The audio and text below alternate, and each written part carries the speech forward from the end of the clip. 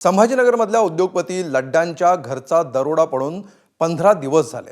हा दरोडा आता राज्यातला चर्चेचा विषय झालाय। त्यात या दरोड्यामध्ये लूट नेमकी झाली आहे तरी कितीची या प्रश्नानं आता डोकं वर काढलंय। सोनं की रोकड, काय झालंय नेमकं लंपास आणि कुठवर आलाय तपास, जाणून घेऊया या रिपोर्टमध्ये।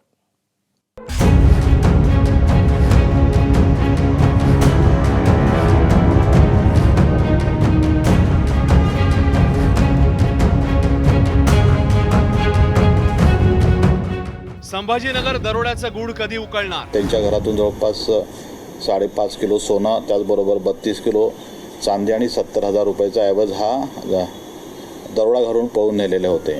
अतिशय प्रामाणिकपणे कुठलाही कसूर न ठेवता ते लोक पूर्ण तपास करतायत, ज्याच्यामुळे की ते 5-6 आरोपी जे पण होते त्यांच्या ताब्यात आहेत असं तपासावरून वाटतं। आता बाकीच्या पुढच्या गोष्टी त्यांनाच माहिती की काय तपास चालू आहे। छत्रपती संभाजीनगरमधले उद्योजक संतोष लड्डांच्या घरी पडलेल्या दरोड्यात नेमकं काय काय चोरी झालंय याबद्दल सस्पेन्स कायम आहे। त्यात पालकमंत्री संजय शिरसाट यांच्या या वक्तव्याने तर गूढ आणखी वाढलंय। कधी काळी असं होतं की आपण एखादी वस्तू विकत घेतो, प्रत्येक गोष्टीची पावती नसते किंवा प्रत्येक गोष्टी पावतीने घेतल्या जात नाही, मग असं एक्स्ट्रा सोनं आहे का, तर त्याचा खुलासा सुद्धा ते स्वतः लड्डा म्हणून जे आहेत ते माझ्याकडे करणार आहेत।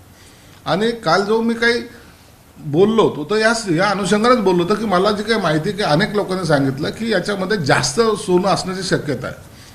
आता 32 तोळे सोनं भेटलं, बाकीचं कुठं गेलंय या संदर्भामध्ये मी पोलीस कमिशनरशी बोललो। मी जे बोललो होतो की 10-10.5 किलो असावं, हे मी त्यांना जी माझ्याकडे माहिती प्राप्त झाली होती त्या अनुषंगाने मी ते केलेलं स्टेटमेंट आहे। संभाजीनगर शहरात सर्वात मोठा दरोडा पडला, पोलीस दल हादरलं। 10 दिवसांनी सोहेल जलील शेख, सय्यद अझरुद्दीन सय्यद, योगेश सुभाष हसबे, महेंद्र माधवराव बिडवे, सुरेश उर्फ सूर्यकांत गंगणे आणि अमोल खोतकर या 6 आरोपींना पकडण्यात आलं। त्यातला अमोल खोतकरचा एन्काउंटर झालाय।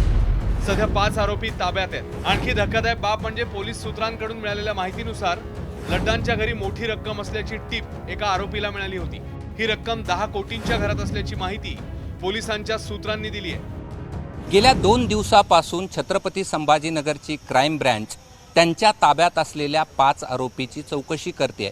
एबीपी माझाला मिळालेल्या वरिष्ठ पोलीस सूत्रांच्या माहितीनुसार या सगळ्या दरोड्याची खबर योगेश अजबे नावाच्या एका आरोपीला मिळाली होती आणि ती खबर अशी होती की लड्डा आणि त्यांचे 2 पार्टनर जमिनीचा मोठा व्यवहार करत आहेत आणि घरामध्ये 10 कोटी रुपयांची रक्कम आहे आणि ही 10 कोटी रुपयांची रक्कम त्यांना चोरायची होती आणि एवढी मोठ्या रकमेची लड्डा तक्रारही करू शकत नाहीत असं त्यांचं म्हणणं होतं।